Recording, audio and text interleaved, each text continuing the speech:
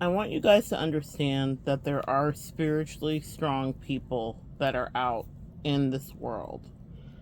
A lot of us in the collective have dealt with people that were easily corrupted or co-opted or taken over by whatever lower vibrational, demonic, or dark forces. Entities and energies can get attached to people, and collective, I'm not going to indulge spiritual narcissism with you, but I need you to understand what you have that's special and that's set apart. A lot of people are facsimiles of other things that they've seen. They do not dare to be their own person. They do not dare to live their boldest, brightest dream, but you do. And that makes you interesting, but it also makes you a target. It means that people will come up with covert ways to get under your skin, to attack you, to affect you, to disrespect you, to work against you. And that can become exhausting. It can make it as so that you only want to hermit. Trust me, I know. I've done it myself out of protection and in seasons when I was called to. But what you need to know is that there are people, even when you think it doesn't exist, that will be there to protect you, to intercede on behalf of you, and that will truly understand you. People that will wrangle their own shadows so that it's not sicked upon you and turned on you. But you have to wade through people to understand where your real warriors will be at. For those of you that are new here, I'm a professional intuitive empath, and I hate to say it, but in the last several years, and maybe in this lifetime, I have specialized in spiritual attack. I would have used to have said it was love and relationship, and certainly there's an anthropological side of me that does delve into that and enjoys the synastry and the synergy of said relationships, but the spiritual attack side is what I've unfortunately gotten several spiritual degrees in, even if I didn't want to have them. And so I know what I'm talking about. But I don't just know what I'm talking about, I've experienced what I'm talking about. You may have relationships around you, friendships, loverships, familyships, where it seems like everything was fine. I mean, it could be some of your favorite people in the whole world. People that you would do anything for. People with whom you enjoyed spending your time. Let me take a sip here. People with who you could confer and bounce things off of.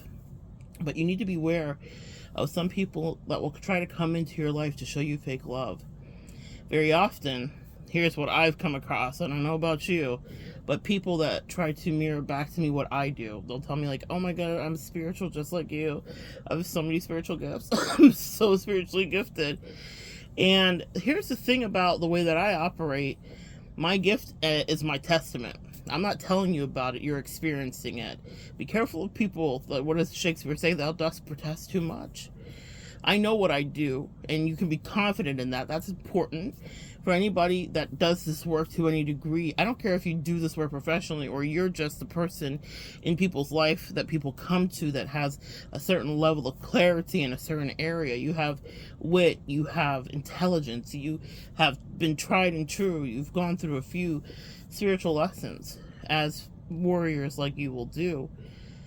You will have that gravitas and it will be felt. But you know who knows about it too? The demonic energies, the lower vibrations that do not like to see the likes of you, but they do like to see the likes of you. There are a lot of people that will project that they have a thing, but really when they look at you, they see the real thing and they realize just how uninteresting they are. And that's not just about like what's cool and cloud and whatever. It's so much deeper than that now that I really understand, and I'm learning every day. But it's about the way that demons want to play. Because what will happen is darker energies will be attracted to you but can't get access to you because of the way we hide ourselves away. Yeah, guys? We spirit ourselves away. We hermit ourselves away. We do not interplay with the world because we often understand that anyone could turn on us at any time. And that's not to live in a state of paranoia, but in a state of understanding that if you're moving with the divine, then darkness will be attracted because they have also been assigned. And you might be the target. Life is a game, it's a movie, it's a script, it's a moment. And what you need to know is it's always unfolding. So you have to keep your head moving.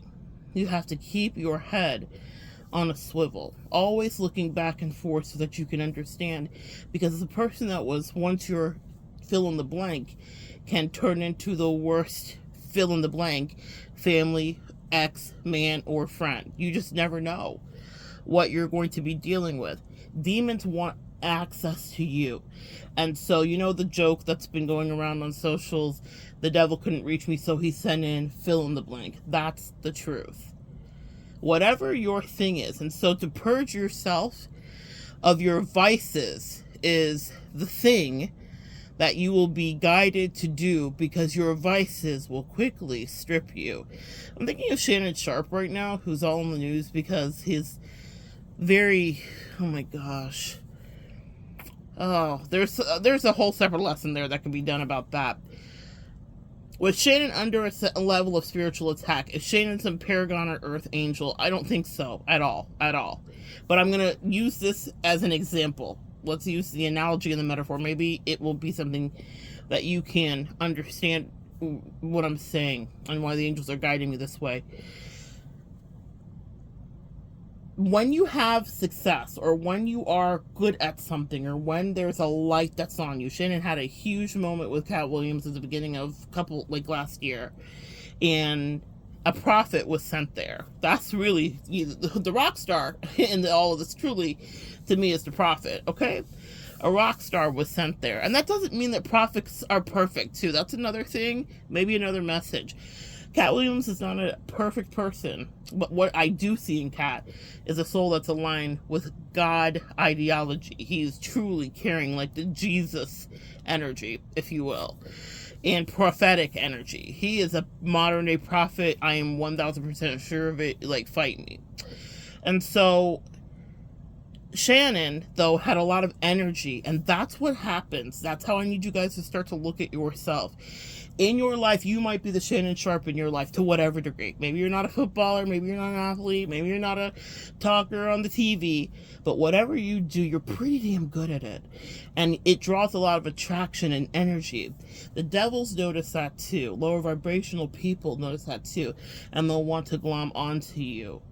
And I heard this said by someone that was commentating on what happened with Shannon, that I believe it was Kwame Brown. He said, a former sports person, athlete, but he said when Shannon got all of that attention last year regarding Cat Williams, the devil started to turn up the addictions and the vices. Things got darker. Now, he's always had issues. Now, that's what's come to the surface, and that's how come this has really culminated this way. This is a big karmic arc. That's another lesson for another day. But let's just isolate this here. And the micro lesson is, as soon as the spotlight got brighter and brighter on Shannon, the devil was like, how much does it cost to play? How can we turn up your vices and make this dark and delicious in every way? And how can we send someone that the rest of the world says was absolutely quote unquote mid? The person that's taken Shannon down in 2 weekends, like Cat Williams predicted, could be done, was someone that we're all like, Shannon, she's not even that fill in the blank. We're not, none of us, many across the board, millions of people share the similar opinion about this one person. Because we're like, how did you get finessed by this? Well, that's what happens when there's a light on you. The devil's going to send in everything he can to see exactly what you're going to do. My favorite story, I've told it before, is of Obama being so integral that even his enemies said, we sent prostitutes, we sent dirty deals, we sent drugs, we sent arms, we sent embargoes, we sent financial under the table things, we sent drugs, we sent everything. And he would never take the bait. That's Steve Bannon, who is a racist and a misogynist and a bigot, allegedly, not allegedly, admittedly by his own hand. He admits he hates Obama. But he said, one thing I can say about Obama is he was infallible to temptation, and trust us, we tried. That's what you will have to become in your life. And so that's the model that I have for myself. But that means you need to understand your own shadow well. I've assessed the weaknesses in my life. That doesn't mean they're not challenges for me. But I've noticed when I've had the most trouble with demonic energies and entities, it's because I've allowed access to me, and it's via whatever was my area that was my weakness. So you have to know what that is for you. And the bigger the stakes get, the more demonic work the devil will want to do. And I don't want you to just be in a state of constant paranoia. This message may not resonate with all of you. This message may resonate with only a few that know that you have a calling on you. But you will be weirdly in attacked positions with people that should be only rooting and supporting you, like maybe you've done for them. But there will also be that interface you have with your own person, your own shadow. Because if there's no one around, the devil will say, how much does it cost to have your soul now? Can this thing that you think you're in deficit of, or the thing that you are greedy for, the thing that no one would know, can we tempt you with this? Can we get you off track? And let's say you're impervious to that. You're not Shannon. You're not weak. But that analogy of when more light's on you, more darkness is attracted to you, that part is the truth. If you have a gift, think of Whitney Houston, like gifted, absolutely brilliantly gifted. And the devil wanted that lifted, wanted to attack her pureness, her soul, her brilliance. Even when she was at the height of her addiction, she still was belting out tunes that would give you goosebumps from across the room. She was incredible, a true talent through and through. But the devil loves to challenge people and say, I know about your shadow. Do you? There's a couple of messages here. So if it's not you that will become your own worst enemy of disrepair regarding accessing things that can bring you down, it could be the people, and that's really what this message is about tonight, that you may be keeping around. You have to be so careful. But I want to encourage you, because yes, I've seen the worst of it. I've seen in my life, meaning I've had people that I would never think would turn on me, would be weird with me, never think whatever. People play long games to have access to me. And I know that they are being motivated by demonic entities, no matter how, and especially the ones that are loving to tell me how gifted they are and how they're so magical and whatever. I mean, I guess for their level and in their life, but there are levels to this, right? And here's what my mother taught me, which was a heaping helping of humility. Her favorite poem was the Desperata. And in it, one of the stanzas is essentially, I'm paraphrasing, but be mindful, for always there will be greater and lesser persons than yourself. That was a poem that was on the walls of my home growing up. My mother spoke stanzas to me in riddles. A Gemini, always Gemini sun, kept my ass on the run, figuring out the riddles and understanding things. And now I know why. Because in my life, decoding spiritual warfare is how I get by, and it's how I tell the truth from the lie. Be aware that there will always be greater and lesser persons than yourself. The hubris of these people that get sent on attack for you with their demonic energy and their idea that they're so much better than you, it's audacious to me, because they may be projecting what they think on me as arrogance because I have confidence and they can't relate. And so then they begin to hate, because how dare I not have the imposter syndrome in which they marinate. That doesn't mean I haven't fought it. That doesn't mean I haven't had it. That doesn't mean that I haven't had to surpass it, get past it, understand it, ingest it, transmute it. It means that I no longer sit in it and assume it is mine. I understand that thoughts are fleeting and they just pass by. Be aware there will always be greater and lesser persons than yourself. And a lot of these people come into your life with this incredibly unhealthy ego. They may look at you and say, oh my gosh, she thinks she knows everything. She thinks da da da da. I get that all the time. A lot of projections about what people think because the way that I present intimidates them. But the truth is, I sometimes am like, you might know so much more than me. And because of that, God honors my real, genuine humility. It's not a posture. It's not a put on. I am not pretending. I'm truly like, I can learn something from every one of you, every one of them, even the demons. And I certainly do. Because if I didn't, I still wouldn't be here talking to you. That doesn't mean I'm not challenged. That doesn't mean that things don't hurt. That doesn't mean that I'm not sometimes surprised by people that don't know their own worth. See, I can see, even in the people trafficking demonic energy, the value that they could bring if they could wrangle their shadow and they could live in reality. But listen, not all of them want to do that. Some people are actually happy being horrible people. The same way that we take pride in being good people, Earth Angels, the same way that we understand that we want the best for people, empaths, there are people that are sociopathic. And that's one of the things that my little sweet empath ass and your sweet empath ass has greatly underestimated. We thought that there are people that don't want you to put the lotion on your skin. They absolutely do. We thought that there were people that aren't Hannibal Lecter that are just fucking sizing you up so that they can unravel you. What did he say to her? There's a line in that movie where Jodie talks about it. Jodie Foster talks about it, where she said, you see me getting mad in the scene, but it's real.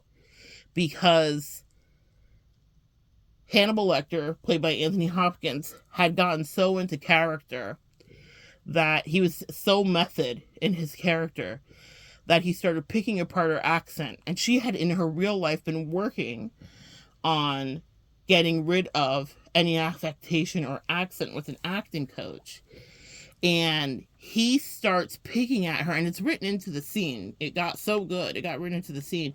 But that's what the devil will do. It will try to get right to the heart of the insecurity in you. And she says, I'm actually really angry because I'd spent all of this time, and he just unraveled me like a sociopath would do. He was so method and so good. He starts picking on my accent and talking about, the line that was written was essentially like, all these boys fumbling with your clothes in the backseat of cars. Like, he just brought her down to size with a couple of demonic bars. And in her real life, she was upset because she felt insecure and flustered on set. The reason I bring that up to you is that the devil does know how to attack you. The devil does know how to get at you, and it means it will come through some of those things that trigger you, things that you wish nobody knew, but also sometimes the people that are around you. But you can learn from them too, but please do not underestimate that they would end you if they could. That's the message here, to a certain degree. Again, we're going to get back into the positivity, but I need you to understand there are people that do not want to see you win, happy, or be free. They resent your freedom because they cannot inhabit it to any degree. They are committed to the terrible karmic soul contracts they got into. They don't see any way out of it. They are brainwashed and they are socialized into behaving a certain way. And we throw caution to the wind on any given Sunday, don't we, Earth Angels? We unlearn and allow ourselves to be unindoctrinated from a lot of the dogma that we are stuffed with from our tribe and from our beginnings. That root chakra is disseminated upon that first Saturn return when we start to unlearn. But that means that there might be a few bridges that we burn. And in society, a polite society, where especially women are socialized to go along politely, be sweet. I remember being taught to teach little 4 and 5-year-olds in the South, not honor your authentic voice and your yes and your no, and not share the truth that wants to force its way out of your mouth. But you be sweet, Brianna. You be sweet, Anna Kate. meaning you be passive aggressive even if you're seething and filled with hate.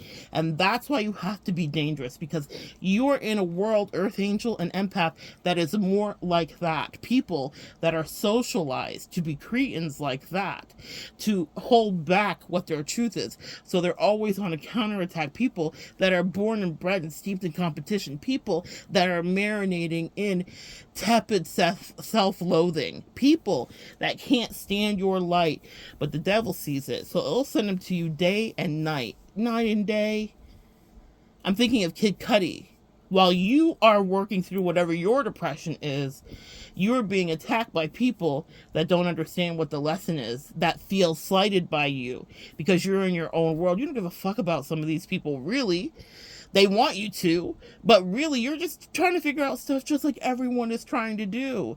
But people think because your low looks like it's high, because it's not something that they would be able to push through, and not with a smile, and not with style, and not with panache. And that is why sometimes people resent you, because even the lowest of low for you looks like you're riding on the crest of the wave, and people want to dethrone you, whatever that is. And that's why I say you need to know that there are some real warriors out there, but you will have to pick through and understand not everyone is rooting for you and wants you to win. And people that are weak-minded can come in with the best of intentions. I think this needs to be said for those of you that have had an existential crisis about, like, but I really thought this person was my best boyfriend, girlfriend, lover, man, family member, fill in the blank. And then all of a sudden, they turn on me. Well, you need to understand what your energy is. I will say I was battered against the rocks by the waves of life and people turning on me with the sharpest knives because I didn't understand what I carried. The darkness will always see what your value is far before you do, sis. People that are not gifted to whatever degree will always perceive your authenticity as a threat to their duplicity. It doesn't mean you don't have duplicity. It doesn't mean you haven't integrated your shadow and light, but it means that you not only know the difference between wrong and right, but you walk the line between wrong and right. You understand it. And again, I need you to really compartmentalize that there is a great swath of our society that doesn't give a single fuck about being kind, good humans to any degree the way you do, empath. They do not want to offer well to the world the way you do, Earth Angel. They are truly sociopathic. They're out for themselves. They have given themselves over to what the Bible would call a reprobate mind, meaning they don't give a damn. They are on demon time. A reprobate mind, demon time. That's the synonym. Same, okay?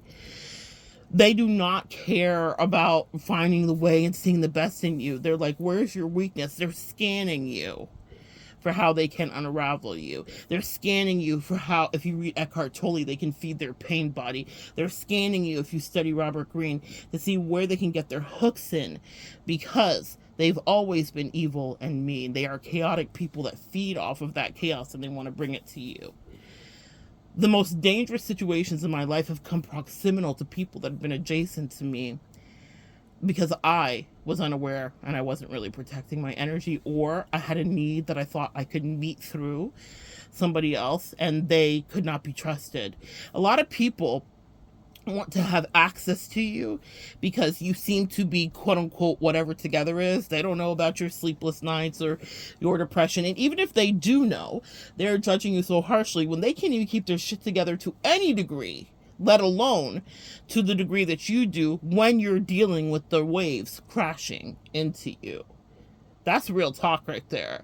So these people that would love to pick you apart, and that's why they want access, because they want to be able to dismantle you from the inside out. When y'all, sometimes I hilariously laugh when I think about people that had judgments on me, and not in any mean way that they would do, but it's laughable because they're so fragile. They could never withstand some of the things that I've went through. I don't even really tell you all some of my deeper, darker stories. Y'all know some of the skimmed things, okay? We have only hit the tip of the iceberg. But some of the people that have been dispatched in to try to dismantle me, it's kind of funny eventually, not at first, and maybe not in the midst of it. So let me hold space for you if you're going through something like that. I do not want to diminish or disparage your experience. I don't want to diminish or disparage your experience. That's so funny. Just said my phone was really hot and a multi-window was closed. This is a message that darker forces don't want exposed. So let's see how it goes, and let's see if it's uploaded.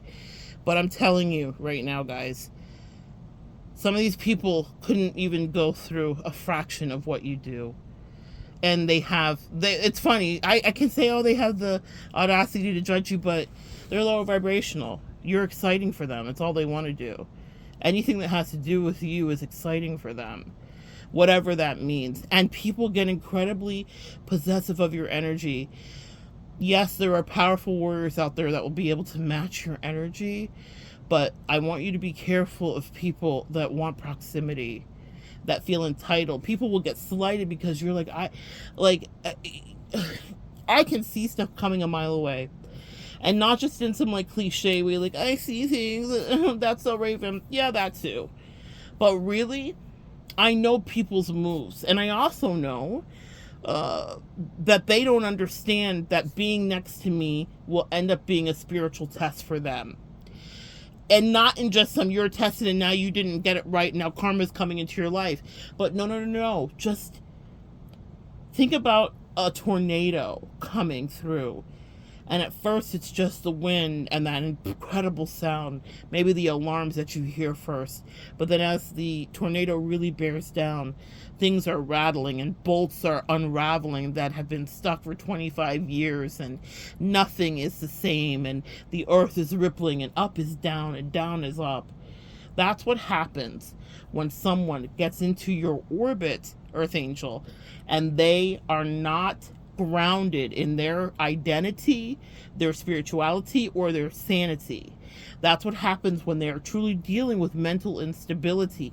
And you may have not seen a chink in their armor for years. They could have been your dearest friend that's been with you for 12 years. But let you start up leveling with your spirituality and ascending, and then all of a sudden it's stoking all of their fears, and things start unraveling themselves.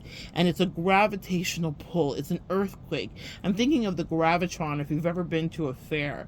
I don't know if it's still called that, but it was a thing you stood in, and it would just spin so fast it would pin you up against the wall with the G-forces. Like, that was the closest we would get to experiencing our G-force ride, like Katy Perry and the other women astronauts or whatever they're called.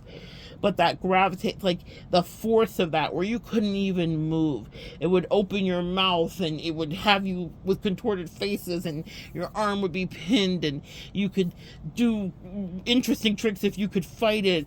Just get your arm out a little bit. But that's what happens when you get into someone's life. The dark forces that are in them, that know that they're easy to corrupt, will give them a run for their money because they want to attack you. It's not so much even that those people, and I've never told this to any of the people that I've been in spiritual battle with, but it's not even that they're that interesting, because usually they're not. It's that they have access to you, and that is what's interesting. It doesn't mean that they don't have their own gifts to whatever degree, and if they're sociopaths, maybe that's their gift. Maybe they're the best sociopath. Wasn't Ted Bundy? I know that sounds really macabre and dark, but that's the truth. Even people that are evil as fuck excel at what they do. So what I'm going to tell you is that when you come into someone's life, it will challenge everything around them, because you are walking light, and they can resent the fuck out of you for saying that. They can resent you for knowing it, and they will try to punish you covertly, insidiously, underhandedly, outwardly, overtly. But it's not going to change that it will shake up things in their life purposely. You are there as a karmic bait for people. And people that are weak will not be able to resist the fuck shit with you. So you move away expeditiously. That is truly sometimes the best you can do. There are some people that you'll be tempted to want to get back and forth with it, and the devil loves that too. I've certainly allowed myself to do that with people. But what I usually do is transmute it and try to teach it to you. There's a point in my life, and maybe I can pass it along to you, and maybe just even have you start to think about it that way, where I can assess that someone is in my energy and they want to play. And then when I start thinking of someone as more better of a lesson for you, the collective, than I do a whatever perspective, fill in the blank, that they were before me, then that's when I turn the page and I shut off my energy. It doesn't mean that I will not dip back in to teach about it, but it means I'm no longer emotionally affected by it because I'm embarrassed for them, one. Two, I was watching a short recently, and maybe I'll connect it below. It's a bear up a tree. It's a black bear is chasing a brown bear, and the black bear gets up first the tree. The black bear is a better climbing expert. This is the this is the allegory. You are the black bear. The black bear is a better climbing expert. The brown bear is possessed, as some of these people seem to become when they get into your energy. He is determined to get to this black bear, and he fakes him out, pump fakes him 3 times, acts like he's going to go away, runs down the tree, runs back up the tree, charges, but he just can't climb as high as a black bear. The black bear outranks him, outclasses him, is just better at it than him, and waits him out patiently. And the narrator even says it's kind of funny. The black bear comes down like he's just witnessed a fun comedy. When you are done with it, you may think of it that way. When you're in it, I'm not going to lie, it's not going to feel that way. It's going to feel like, why are they attacking me? Why are you being weird to me? Especially if you don't understand, and that's what I'm here to do, is teach, so that you can understand what you're going through and why for, so that you're not just thinking I'm here to just be suffering defeat and God hates me. No, God knows that you can withstand things that other people cannot. And so in that attack, you are the black bear that's sitting at the top of the tree, just waiting patiently until these lower vibrational demons wear themselves out, because really they're trying to siphon your energy. And if you don't engage, then you come down the tree and you go about your way, going on to pick your blackberries. That's the truth of it. But sometimes people will be after you like that. That, I think, is a perfect analogy and a perfect imagery specifically for you to see. That's exactly how intense that feels. You're up a fucking tree sometimes with people, and you're like, how did I get here? What am I doing here? What is this about? Why does this power dynamic seem out of order if I know I'm working in the light? The angel said, we see you. God says, I know you're working in the light. And sometimes you in the light need to learn what it is to or to not fight, and how that has to happen. So be careful. I guess the major lesson here is be careful who you have around you, because everyone can be co-opted or turned against you if they're not rooted and strong, if they're not grounded, and they do not have their own purpose all along. People that I was around for years would all of a sudden want to start doing what I did, and I was like, you're an accountant, Sharon, like, what the fuck are we talking about? Like, this is not your thing. It doesn't mean that she couldn't have had an interest. Sharon is, a quote unquote, that's not a real name, but it doesn't mean that she couldn't have had an interest in spirituality, and it doesn't mean that as a teacher my job is not to convey the things that delight and teach me and enlighten me.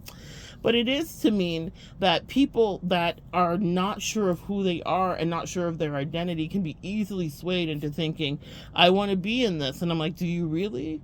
Do you really want to be up a tree? Do you really want to be dealing with spiritual attack on a regular basis where you don't really get a moment of peace? And depending on your level of mental illness that you have worked through, healed, or acknowledged to whatever degree, you're going to not be able to handle it the same as me.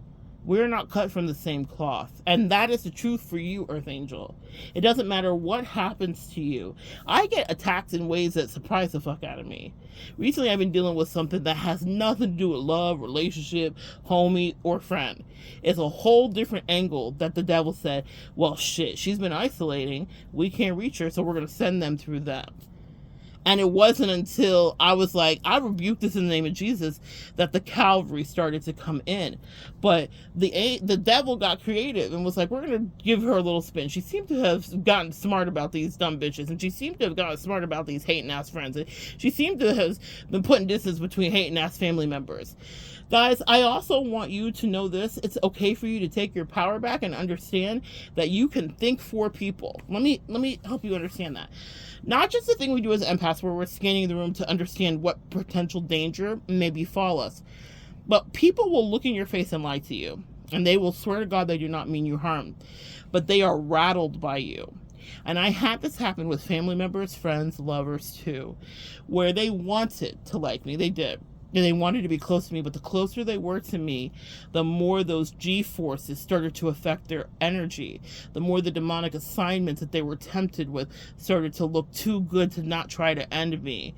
And the more that they could not be proximal to me. So I would, out of an abundance of great self-love and care even for them, I would remove my energy because they could no longer handle it, my friends. You have people that are in your energy that want to gaslight you and convince you that they can handle being proximal to you, but it triggers the fuck out of them. It stokes jealousy in them. It stokes insecurity into them. It stokes complexes in them. And it's not anything you're doing. It's a lot of projection from them because as soon as they got around you, they started stewing and they had to suppress that. Be sweet, Anna Kate. Play nice, Brianna. But that nice is clawed fingers clenched, cutting into their flesh in their palm. That be nice and be sweet is the Joker smile that they're repressing as they taste the blood in their mouth because they can't fucking stand you. I'm not trying to unnerve you. I'm not trying to scare you. I'm trying to educate you. I want these demons to unhand you. And they do not want to take their hands off of you. I'm channeling this song by Selena Gomez. Can't keep my hands off of you, no matter what the doctors say. It's an addiction that they have. All of the downs and the uppers, they can't self-regulate in their own life. And you come along and everything starts to feel right. You're the bobber. You're that thing floating on top of the water. You're a shiny hook. You're the lure. And they can't get enough. They fucking want more. People will want to own you. They will want to possess you. They will want to keep you. They will want to infect you. It's not a joke. And I'm not saying this to scare you, but I'm saying this if you resonate with what I'm saying it so that you can hear it. I want you to hear you. You've known this. So sometimes you'll have to remove yourself from people preemptively. So I used to, because of the teacher in me, want to explain like A to B to C to D and E to F and G to D. And I would go through this whole thing, this rigmarole. But I realize when people click into their either mental illnesses or their demonic energy or their whatever, guess what happens? They don't give a fuck what you say. They don't want to understand what you know. Because demonic energy is not rational. They are out of their mind sometimes with the way that they treat you. I've had people want to spin the block years later and all that stuff because they have great remorse and regret. And now they got to know me because they started stalking me after I cut them off. And now they're like, oh, now I understand. Fuck off. It doesn't matter because once they have been corrupted, they can be corrupted again. Message. Someone here needs to hear that. Don't let that person back in, especially if we're in retrograde. But if someone's spitting right now, don't let them back in. That's a confirmation birth if ever there was one. Don't let them back in because if someone could be corrupted once, they will try to finish you. That's narcissistic stuff. I haven't even said the narc word this time because I want you to understand this is even deeper than the run-of-the-mill narcissist. This is demonic warfare. This is stuff that's written about in the Bible. We all have a temptation. David had his Bathsheba. Everyone has their thing that they would do whatever to have. And a lot of people see you as having a lot of energy, magic, flair, whatever that may be, and they want that. They wish that they were that whatever. They think you are charismatic, wise, whatever your thing is, guys. And they want to be attached to that, but more so than just the people that the demons inhabit the bodies of. the demons want to come through them to attack, and they will use them if they can't reach you. Unique attacks that would befuddle you, because the last demon that was sent in couldn't defeat you. People that will question themselves later when they come back to their right mind, like, why the fuck did I do that? If they're not a sociopath and they weren't on always demon time, sometimes people really are, and they will always have a hard on for you. But for people that have, their own moral compass and they come back to themselves, usually you removing your energy, Earth Angel, will cause people to get out of the psychosis that they're in when they're proximal to you.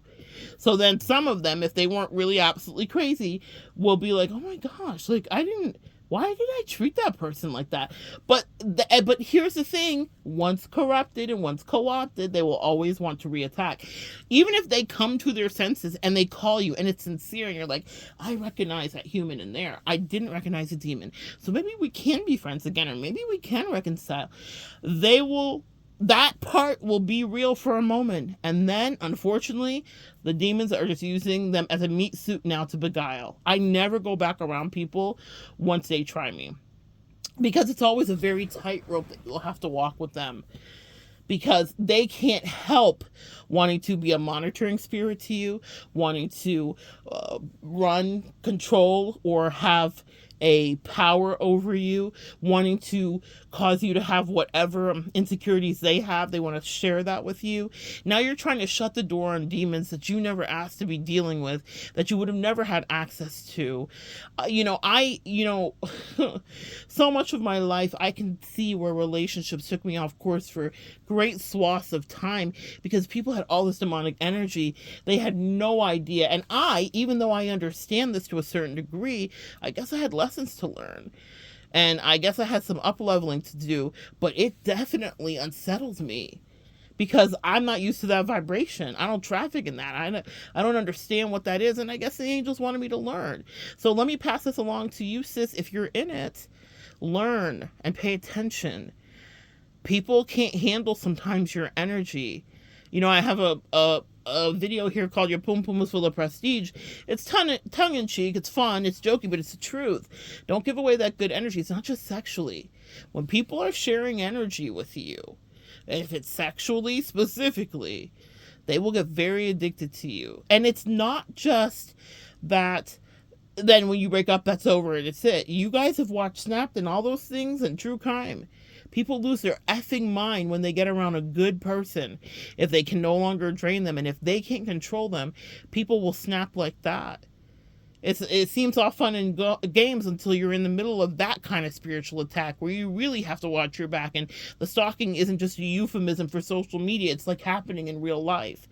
Gang stalking, any of you guys? Can you relate? You've had family members do this to you. You've had people try you like this. You've had people that no longer you wanted to be around, exes that now flip their lid, lose their shit, and they are fixated on you because for whatever reason, your sweet ass earth angel energy was the best thing they ever got a taste of, the best love they ever did feel to any degree, the deepest level of authenticity. I want you to hear how my voice is stripped of artifice here. This is not just about like popping a collar. I have videos like that. Like, we're amazing. We're the sauce, we're the dressing. No, I want you to hear this differently. Sometimes you'll be under spiritual attack because you love people right, because you don't lie. And they can't even understand. They want to find a way to corrupt you and also find where you're fallible at, because there's no way you could really be this when they're that. That's such a fucking message, guys. So, sorry for the fire and brimstone, but sorry, not sorry. Phone was overheating so that I could get this out here for you. It's not just a story. It's something I've lived. It's something you're living. But here's what God does give you once you start resisting these demonic attacks or people that try to access you or feel possessive of you. Listen, I always say don't let the size fool you. The way that I stick and move, when people try to get me in upside down contracts and have me like being the energy source for their up level to whatever degree, but they're not putting in any real work. And that's why you cannot just share your spirituality with people and think that it's going to work, because there's a real testing ground and a battleground that you've been through. There are real horrific things that many of you guys have been through that help to shape and hone you, that you had to transmute. It's just like the vision quest. When I'm thinking of indigenous folks, when they send out their young men and women into the world and they send them out for a week or two and they have to survive and come back. There are lessons that you learn when you're in the midst of a real attack, when a tiger is trying to crawl up your back, or when you have to deal with an insect bite, or when you have to fend for your life and figure out where to get the water from, and you have to listen to the stampede coming in so that you know which way you need to walk with the wind. There are things that you cannot teach. I cannot teach you here with enough words. There's not enough years, there's not enough times, there's not enough days for me to show you the way of spirituality. You live it through experience. So when people see you and they're like, I want that, but they don't want to stay outside in the vision quest for 2 weeks and deal with the insect bites and listen to the stampede and learn how to read the stars at night. There are things that you have to learn in your spirituality that can't be taught, and that's why it can't be co-opted and it can't be siphoned. Even when people want a destiny swap, it's a thing that everybody was talking about, but my angels really reassured me. They're like, girl, destiny swap is for a little bit of clout. These people fall flat on their face when they're no longer in your space and siphoning your energy, when they're no longer hooked up to the battery power, because they can't survive in the wild, because they didn't really spend day after day and hour after hour figuring out the real test. They wanted a shortcut through you, and they thought that they could finesse. So don't worry too much about the destiny swap. It's a thing you can feel, and it can be disrupting and disturbing to a certain degree. But these people are vapid, empty energies, and really they are just vessels for demonic attachments, really, so that they can cling to you to whatever degree, because they think how wonderful it must be that your life is like this, or that people treat you like this, or people act like you're whatever kind of celebrity you are, because so many of you guys that I read for are little celebrities in your own lives. People think, oh, must be nice. Well, there's a cost. Yeah, must be nice. But your sovereignty is challenged sometimes, your autonomy. People think that they can physically touch you without asking to any degree. I know for me, people do wild ass things with my energy where they just feel that they are entitled to do things that I never asked for, pictures or in posing or whatever the case may be. Now, some people ask, and whatever the case is, but you will know if you have this energy to whatever degree that people will be very persistent with how they feel entitled to you, with how they feel entitled to you solving their problems. Maybe it's nothing about that. Maybe it's nothing about a picture or someone touching you or coming out of the woodworks to that degree. But maybe it's about not touching you. I keep saying touching you. So maybe someone's trying to touch you, or maybe someone misses touching you. I'm channeling that for somebody. But it could be you solving people's problems. We are solution oriented as earth angels because we had to be. As empaths, we survived a lot of narcissistic or toxic abusive situations. So we figure things out to a certain degree, and us being on earth is a testament to our survival skills, because we did that sojourn in the wild. We stayed out in the night. We did figure out when the hawk is in flight. We were dances with wolves. Real talk, man. We were dancing with fucking tigers and bears. We were dancing with narcissistic parents in fucking repair. And we got out of it. So we learned some skill sets through that. We learned how to sharpen things and work with an axe. We learned a few things. So we have a few tools on our back, but that does not mean that we are not impervious to spiritual attack. That's how you also get a few more tools. Anytime you're going through something and you're like, how the fuck am I going to get out of this? You're up leveling, sis. I promise you. Where there is life, there is hope. My mom would always say that to me. You are the master of your fate in so many ways. You get to steer your destiny, but that doesn't mean that weapons won't be formed and people will not try to take you out, because they want whatever demonic clout comes with it. They don't have the time. They don't want to work for shit. I remember having someone in my past tell me, like, God, I don't want to do all that. It's so much work. I'm lazy. They didn't want to go through what I went through, but they certainly wanted the energy that they got from what they thought I did. They tried to take my whole shit. And it's not the first time it's happened, but they couldn't maintain it. Absolute power corrupts absolutely, guys, and that's why so many of you are gifted with certain things in your lives that other people cannot have. Even if they try to steal it from you or destiny swap it or siphon it, they can't manage it. Again, forever, the analogy for me is a 3-year-old driving a Ferrari. They may see your life and your spiritual gifting as the Ferrari, and they will want it. They'll covet it. It's so nice. But behind it, they will crash it instantaneously. They don't know what to do with that kind of horsepower. And it's not because we're so magical. In order for us to know what to do with that kind of horsepower, we were pretty much ground down to dust. We were tried, we were denied, we were misaligned, we were gossiped on, we were exiled, we were shunned. Can I go on, y'all? Stop me when it sounds like it's not familiar anymore. There are things that we went through that people can't even fathom. Physical, sexual, energetic abuse, manipulation, mind games. And so that's why I loathe when I'm in that kind of spiritual situation, because I'm like, man, I've tussled with some of the fucking best of them, with some people that are really sociopathic and demonic. If you think so, I guess, let's have at it. The thing that you need to know about people coming at you like that is you might be the last stop for their spiritual attack.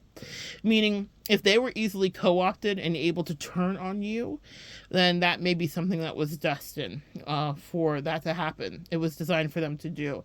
Because you stand in a certain level of purity, because you're honest and you're moving in integrity, God will say, send you in. You're the final boss for some of these persons, some of these entities, and some of these attachments. In that they've been able to get away probably with murder for a long time with a lot of people. But when they come up against you, somehow it's not something they get through. They might even think that they're besting you. They might even think that they're winning to whatever degree. But then things in their life start to unravel so spectacularly that they're like, what the fuck? Now I've done this so many times to so many other people. How come I'm stuck here? I'm reminded of a story that I heard recently of a woman who said her husband cheated on her with a Bible verse. And he came home and he talked about Bathsheba. He said, you remember David and Bathsheba? Well, that happened to me. Someone came into the store and I couldn't resist her. She was so beautiful. We made love and I felt like a man. He's telling his wife this, like they're best friends or something. And he's like, I felt like a man again, because they're both in the ministry. They're both pastors and studying. And so he was saying, you have to be able to forgive me, because you can understand Bathsheba was sent to me just like David. Like, don't you understand? And so the person who was then with the quote-unquote Jezebel spirit that he cheated with got him, and the wife divorced him that's telling the story time, and she left him. And then she said years later, the Jezebel spirit that came in, the Bathsheba that he had to cheat with, came in and said, I need to talk to you and I need to apologize. And I need you to hear me so that you can take the bad karma off my life. This is a message for some of you guys that think you are done unjustly and never done right, and that these demonic attacks land, and that people get away with murder in your life. When people come against me and I know it's out of spite, I seal that with them. Even if I never talk to them again or look at them again, I seal them with that. There is a spiritual authority that I know I have, and I want you to claim your own, okay? It's not just because I say you have it. It's something that you have grown organically. It is also within you, just as it is within me. And I call in my spiritual power and authority, and I say, and so it is, and so it shall fucking be. If you wanted this, and I was doing nothing but loving authentically and honestly, then you shall so authentically and honestly be met with the same demonic energy that you were wishing and trying to cloak me in and wrap me in, and it shall be infinity. You are a final boss for people. That woman said, take the karma off of me. She talked about how she moved the man in that was the previous husband to the woman that divorced him, telling the story time, and that she found texts between him and her 16-year-old daughter, and she had to file charges and do all the rest of that. But the daughter had to leave the house because of it, got put in foster care, and then had other SA that happened to her there, and got on a path of drugs and was going down bad and was trying to unalive herself. She talked about all these branches of karma that happen because she touched the anointed and she tried to do the prophet harm. Now, there was karma that came for the man. He ended up passing away too, but the thing and not by her hand. And the irony, this is how God will work something out for you. Maybe someone here needs to hear this as a message of hope. But the irony is that there were all of these horrible things that were happening in the Bathsheba Jezebel woman's life, the woman that cheated with him, his life, the woman that was like, my man, I'll take your man right out the box and put him under my padlock. I'll take your man. You gotta be 80s baby to know what that is. And she was proud about it. You ever come across an indignant, brazen-ass third party like that? God's got something for their ass. And your classy Empress empath energy is just the salve they need to counter-correct their hubris and their arrogance and their idiocy. Let them stick with it, sis. Let them cook. Let them have what they think that they took, okay? Let that happen. And so she had to come back because this woman was of such high standing. Her class system that wasn't recognized by her ignorant ass husband and wasn't recognized by the woman that was like, I'll take your man, she outranked them spiritually. It wasn't easy to see because there was a time when they were mollywopping her ass, what it seemed like, apparently, right? And she was down bad and they were winning and in love and moving on. But he done fucked up the church's money and fucked up that lady's whole life, because that's exactly what demonic energy does. It comes to steal, kill, and destroy. And it does it with a smile. So she let the devil into her life, and it messed up her child. It messed up her other children. It messed up her standing. She ended up with diseases, all of the things. At the end of it, this man ends up unaliving himself, and the woman telling the story time was like, God, I was praying, Lord Jesus, help me here, because if he unalives himself, now she didn't do it, there was no foul play, but because he had so much guilt, listen to how God will work in your favor. He had so much guilt, he changed in the last moments of his life. After years of dragging all of them through the mud, he changed in the last moment. She divorced him and she moved on, okay? But after years of dragging all of them through the mud, in the last moments of his life, he changed his will back so that she would be, the ex-wife he cheated on, would be his sole beneficiary. Not all the other women at the funeral. There was 5 women plus a 17-year-old pregnant at the funeral. He was absolutely disgusting. He unalived himself. The demons came to eat him. I'm thinking of Judas. See, there's a cost when you come across a chosen one. And I hate to make it that grandiose, but there are people that are dispatched in to be operatives like Judas to turn on you, and it's their entrails that they hang from, because they can't even stand what they did to you. He unalived himself, changed back his will, and there was a clause in it that if someone unalives themselves, you may not get the payout for the insurance, and somehow there was a loophole that God orchestrated, and she got paid out and was able to provide for her children for the rest of their lives, because he took because he knew he had betrayed his wife. He knew that she was a real earth angel, and he knew that the demons had eaten him from the fucking inside out. And so he said, better for me to be out of here, because I've done nothing but cause trouble. See, when the demons are done with those people that turn against you, they turn against them. You will have to pay, because they promised to bring you to them. They said, I'm going to bring her down to my level. I'm going to make her feel like I do. I'm going to make her hate herself, make her be depressed, make her have self-loathing, let her get no rest. And when they can't keep their promises to the demonic kingdom says, we're like Sally Mae, mama, you got to pay, mama. We're like taxes. There's no escape, mama. That part. So let those people play in your face and let them think it's a game. They will meet the kind of disgusting shame that I wouldn't wish on anybody. And that's why God gets you out of it, so that you can't see. I would have mercy if I knew, even for people that betrayed me, because that's my empath energy. Can you relate? But God doesn't let me see so many times a damn thing that happens. I'm not one of those people that checks back in and I don't give a single fuck, because you said what you said, you did it with your chest, and you meant it. And I had to go through the spiritual warfare, so we sealed it. And so it fucking is. That's how God will do you. A full circle. She went through hell. And I'm not saying she should have had to go through that. She learned some sharpening of her tools and her sets, for sure. But in the end, she was literally repaid, and a life for a life, because he wanted her in the grave. God has a funny way of leveling things. That's why I don't go around trying to throw things at people purposely. I don't do any of that work. That's never been me, because I know my spiritual ranking, and I know the God that works with me and for me. Even when I feel like I'm down bad, and even when I'm like, God, you there? It's me, Virginia. What is it? It's me saying it's Virginia or whatever. It's me, Virginia, God. Whatever. Y'all know what I'm saying. I've been talking. I've been asking. And God says, I never left you.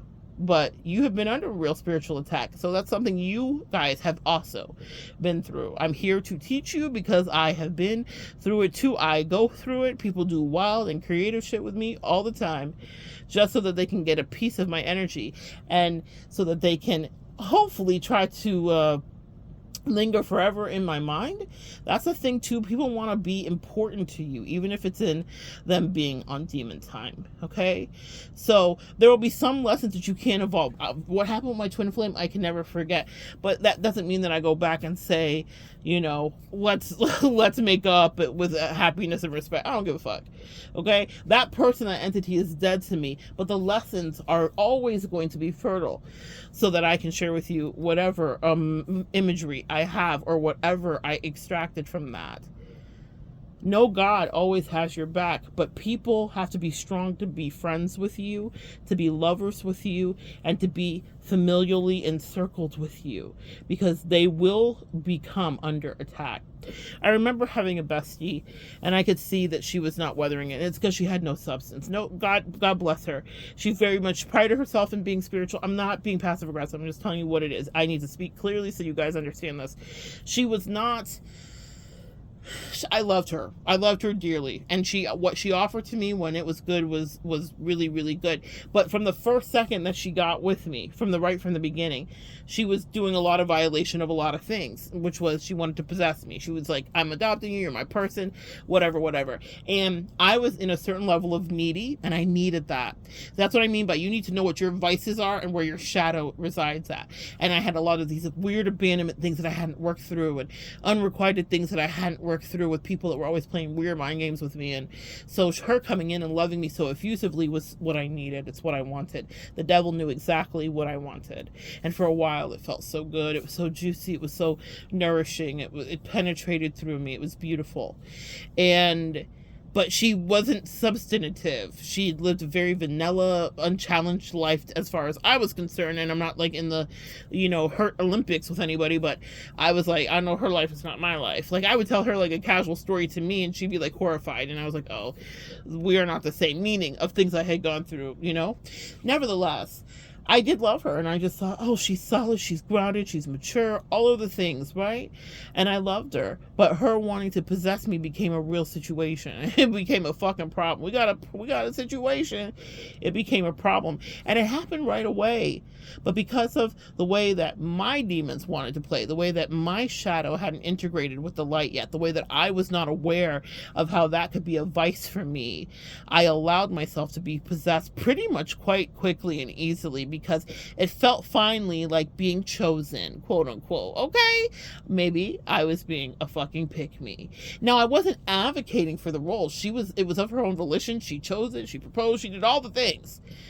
But it scratched an itch in me, because that's what I'm talking about. But you need to know what your shadow is. You need to know where the guy can get you, or the universe can get you, or the devils can get you. So you need to fill that up with you, with God in the universe. You need to fill that up with you first, because if the devils can come in, they're going to tickle that place and say, ooh, this feels like grace. This feels like love. This feels like all of the above, and you want it. But it was me being trapped in an upside down soulmate contract. And it doesn't mean that she didn't do things for me and I didn't do things for her reciprocally, but it became imbalanced. But it was imbalanced right away. I remember the first flash of jealousy I saw on her face. It was probably within the first week of us knowing each other. She got in my car and I had a picture of myself. I've told this story before. And I could see, because she struggled with her image, even though she was conventionally beautiful, blonde and blue, all American, fucking gorgeous, rocking body too, all of that. Not having to deal with the issues that I deal with to any degree, but she just couldn't fathom, like, you like yourself that much? Because I don't like me. Like, real talk. You guys get it? It can be that simple sometimes. I was working on my self-esteem. My angels had guided me. And I'm a Leo too. They said, put a picture up of you. Start to look to love you. Learn to love you. And whatever. And so I had this little picture up in my car. It was so cute. It was in a little frame. I'm extra. We love it. But I remember catching in the rearview mirror a flash of the grimace on her face, that body language of distaste. It was disdain. It wasn't shame, but it was like disgust. Like, who the fuck do you think you are? I caught it right in the beginning when she sat in the back seat of my car, and I overrode it because the shadow side that I hadn't integrated wanted more, to have what I thought was this connection that I always thought I had never really properly had, never properly bestie mated with anybody. And I thought, here is a perfect person, and she wants me so badly, scratching that itch. That person turned into a passive aggressive bitch who hated me from the first second, learned to love me too, but then also wanted to possess me, as people are wont to do. Maybe yours is a different story, but I am honest with myself, because if you don't tell yourself the truth about how you got into those situations, you'll repeat them. I know exactly what was alluring to me about her effusive desire to secure me as bestie. Okay? I know exactly why that felt so good. I know exactly why it was a demonic attachment to a certain degree. And I know exactly when it turned into ugly ass energy. It turned into manipulation. It turned to her. I realized who she was, and I realized who I wasn't. And I realized that we had served our purpose. And I would be in that relationship with her to this day if I didn't do what I told you midway through this video and made an executive call to walk away. She was trying to convince me. She was lying to my face. Play nice, Anna Kate. You be sweet, Brianna. She was trying to convince me that she didn't despise me, that she hadn't grown to want to own me and control me, that she didn't feel like possessive over me, and that I should be reporting back to her daily, and that she hadn't become a monitoring spirit. But I saw it. I heard it. I could hear it. I felt it. There was a shift. There was a ripple. Shit was weird. And I had to start speaking to her primally. A touch or a fraction, her pulling back her hand from me, was more honesty than we had in months verbally. And I said, I'm calling it from that. You can pretend you're not this, but I'm not going to stay while you treat me like shit. And the reason that was happening is because she could no longer control me. You need to know why you get into the things and when it turns, because all of that is part of the lesson. Even if it hurts, even if it burns. It doesn't mean that it was a loss. It doesn't mean that I don't celebrate the moments when it was kind and it was sweet and we were both reciprocally pouring back into each other with one of the most beautiful relationships I know that we both experienced for a while until it wasn't. That's the lesson I've learned recently in a whole different genre and field, is things will serve you until they don't. And you have to get real with yourself, because things will start to get more and more detrimental. I am dealing with a thing with my health because I overrode my own intuition. I listen to my intuition in every other place. And I listen to my intuition and I advocated for myself in the medical space.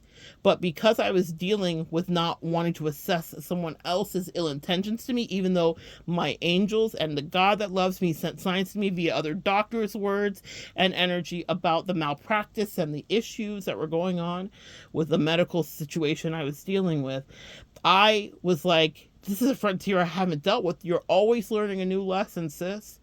I'll never forget it, but it could have cost me everything, and it still may. What I want you to understand is you cannot afford to play. It's your life. You have one life. There is no dress rehearsal.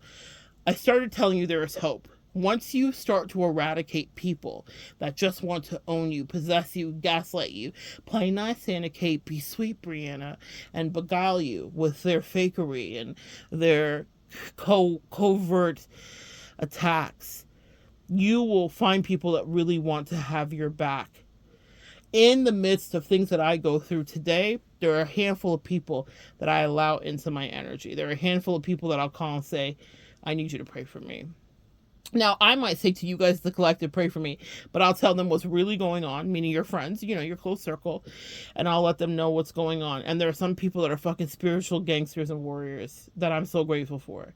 That means that they're grounded in their shadow. That means every day's not kumbaya. That means some days they're happy, some days they're sad, some days they cry, some days they're up, some days they're down, some days they're bad. But what they're not doing is being fake with me. I know exactly where the fuck they stand with themselves, and I know exactly where they stand with me. It took a long time to get to that. And I monitor it because things change just like weather and energy. But as long as I'm honest and they're showing up to do their work and I'm showing up to do my work, it's something that can be nurtured to whatever degree. You will have people that will become solid, but not everyone, when tested, can handle that. When things started to turn with my bestie, I knew we were under spiritual attack. And I said, hey, let's do some candle work and try to get back in alignment. But she was who we were under spiritual attack. She was the Judas. And I had to pretend that I didn't know that, because you can't tell everything you know when you're a spiritual person, because it will make people so uncomfortable that they will go out of their way to gaslight you. And so I was like, yeah, this is a little kind of perilous game. So there were some things where she selected and she would let me know that she was dealing with integration of shadow and light. And there were other things where I said, let's actually take a light. But I was like, how do I tell this person, you got to shut your mouth and stop hating on me, because you're actually what's ruining this energy, and you're allowing other lower vibrational people, other people that wanted our friendship, you know, people wanted to be friends with her and she just wanted to be friends with me. And so those people were jealous. It's all this drama, right? And then I've got third party situations, and I was like, bitch, I'm not doing this. I'm not doing this with you. I'm not doing this. Okay. I don't even like doing this with people I'm fucking, let alone just people I'm friends with. This is just too much. It's too much. But I was like, hey, like these candles. But she was more interested in the paranormal stuff that was happening with the candles, because there was wild spiritual warfare happening in the midst of our connection. And she had her husband was obsessed with recording everything in the house, and so he was recording, and so the cameras caught all of this incredible, intense, like a candle burning like 3 feet high spiritual shit that was happening. Now, this is what's interesting, guys, when you're in the midst of spiritual warfare. When people are trying to undermine you and tell you like you aren't what you are, they will come to you and tell you and give you all the evidence of exactly what it is. So she's literally sending me videos of me watching the bullshit between us in the spiritual realm. Do you guys get it? So she's like caught up with the dancing candle and thinks this is so fun and it's like really cool, and she's showing all her friends and whatever. And I'm like, this is our shit burning down, Miss Mama's. I wasn't telling her that. I was like, I can try to transmute it, but that's also part of the spiritual attack. Sometimes people just want you pulled in the undertow of their bullshit, wasting time putting out fires they're starting, even though it was a fire I recommended she started. But putting out fires they're starting, because that's part of the spiritual feathering away. It's part of wasting your time and your energy. Now you're fighting these other bitches that always wish that they could be her friend. I don't give a fuck. I was like, girl, I'm not a jealous type bitch, really. You have to be friends with everybody in the world. That's not even my bag, really. I'm real secure about my relationships because I know what I bring. I know what I bring. I know how I build the table. I understand that. And I was like, you'll miss me forever. I feel sorry for her. I also know that too. You know what's going to come after you or what doesn't come after you. You know? But you can only do the best you can do. She was distracted by dancing candles. I was looking at the spiritual fight. We were both paying attention to different kinds of light. You will have to know that someone can stand next to you and put up a fight. She was not strong enough to withstand whatever was going on in her own tempest of jealousy and weirdness and whatever contempt she was feeling for me. And she wasn't strong enough to withstand outside energy, even though she was grown as fuck. She was older than me. She was mature. She was classy. She was so many things I could still call her today. But what she wasn't was able to stand in the fray of that kind of spiritual battle. Not everyone is. And that also is a message that your time is up with them. It'll be a lesson she learns or not. If she wants to be evil forever, God bless. Who cares? I don't care. But what I'm going to tell you is that I was there. You know how you scroll that on a tree or in a concrete? I was here. You guys leave your mark on people. And that's why they get real possessive with you. Because unhanding you is not something they really want to do. Because you in their life is transmuting things for them. You are dialysis. You are cleaning things. You are helping them solve problems. You are validating things. You're healing lifelong insecurities. You guys don't give yourself enough credit. But this is what I want you to know. The same way that you do that for people, you deserve people that can do that for you, that can hold space for you.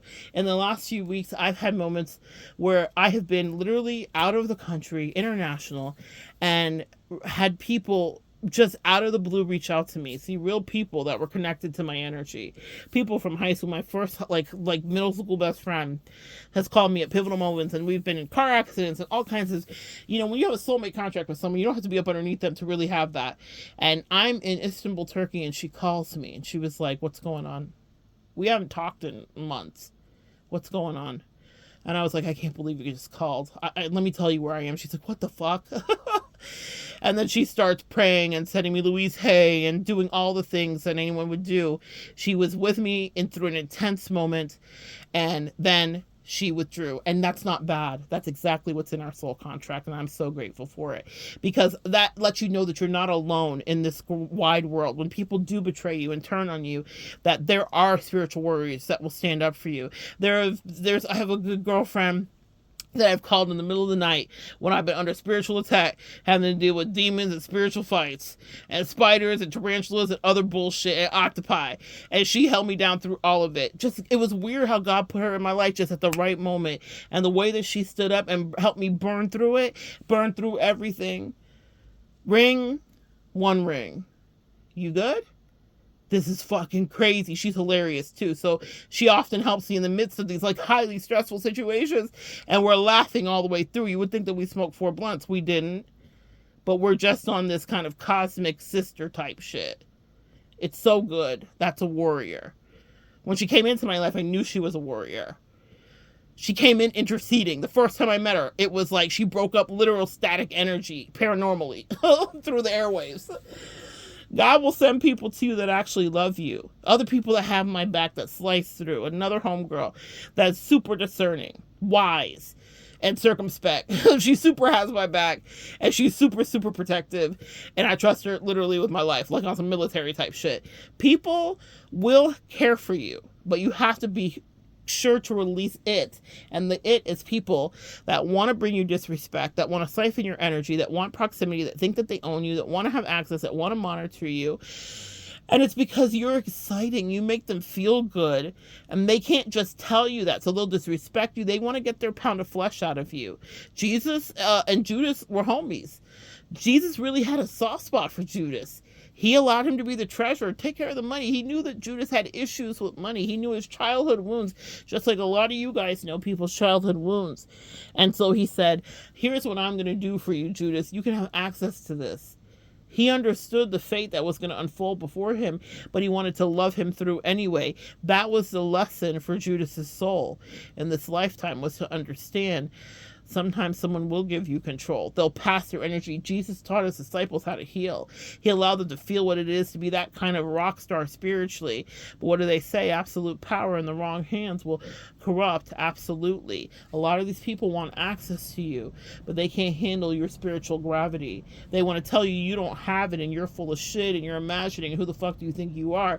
But a minute in your shoes and they would lose their mind. They turn into fucking megalomaniacs and sociopaths.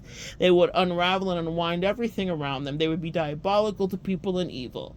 That's why it's in your hands, because you are measured with it, because you take your time, because you steady your hand, because you introspect, because you integrate your shadow and your light, because you understand your dualistic nature, your black Lilith energy, and your angel bright. You don't lie about who you are. You don't lie about what scratches the itch or how you can devolve into your darkest self and cease to no longer spiritually in light exist. You are a pragmatist.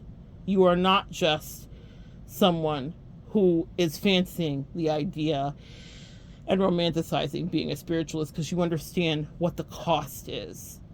You understand what the weight is. There will be people that think they want to be around you, but they cannot withstand the G-force. There will be people that don't want to be jealous of you, but a few months, days, or a year or two, and then, of course, they're jealous of you. They can't stand you. And those are dangerous people to have proximal to you. So when you recognize the betrayal and the deceit, step back, take a hasty retreat, and pray for people that are not just vapid and shallow. Pray for people that are actually deep enough to stand in their own shit. See, it's not all lofty and light. I want people that can stand knee deep in their shit and know how to put up a fucking fight, because there are battles that you will have to fight, and you need someone that has your six, that's your back, that will stay up with you through the night. So good sharing energy with you guys. Come back and join me next time. We'll continue to evolve together.